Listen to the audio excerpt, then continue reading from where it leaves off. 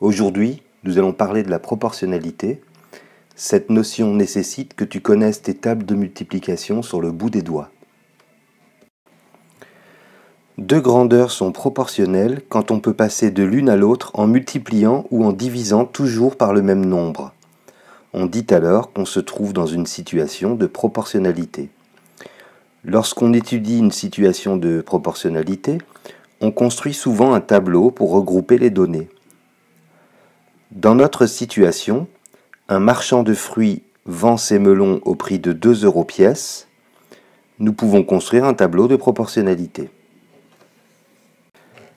On peut voir que pour passer du nombre de melons au prix, il suffit de multiplier par 2. 2 s'appelle le coefficient de proportionnalité. Et de la même manière, on peut passer du prix au nombre de melons en divisant par 2. Dans cette nouvelle situation, nous ne connaissons pas le coefficient de proportionnalité. Pour remplir ce tableau, nous allons utiliser différentes propriétés de la proportionnalité. Tout d'abord, on remarque que 6 est la moitié de 12. Donc le prix de 6 œufs sera la moitié du prix de 12 œufs, soit 1,80 € divisé par 2 égale 0,90 € ou 90 centimes d'euros. On remarque également que 4, c'est 12 divisé par 3. Le prix de 4 œufs sera donc le prix de 12 œufs divisé par 3, c'est-à-dire 0,60 € ou 60 centimes d'euros. Pour 10, c'est plus ennuyeux, car 10 n'est pas multiple ou sous-multiple des nombres 2 dont nous connaissons déjà le prix. En revanche, 10 est égal à 6 plus 4. Donc le prix de 10 œufs sera égal au prix de 6 œufs plus le prix de 4 œufs, soit 0,90 € plus 0,60 € égale 1,50 € Nous aurions également pu chercher le prix de l'unité, c'est-à-dire le prix d'un œuf, en divisant 1,80 par 12, ce qui est égal à 0,15 € ou 15 centimes d'euros.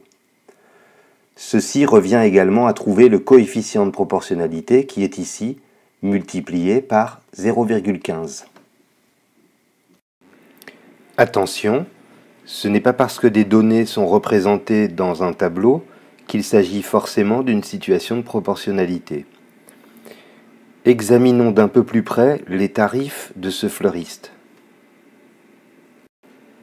Nous voyons qu'une rose coûte 2 €.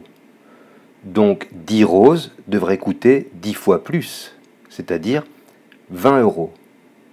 Or ici, elles ne coûtent que 15 €, parce que le fleuriste a décidé de faire une remise aux clients qui achetaient plus de roses.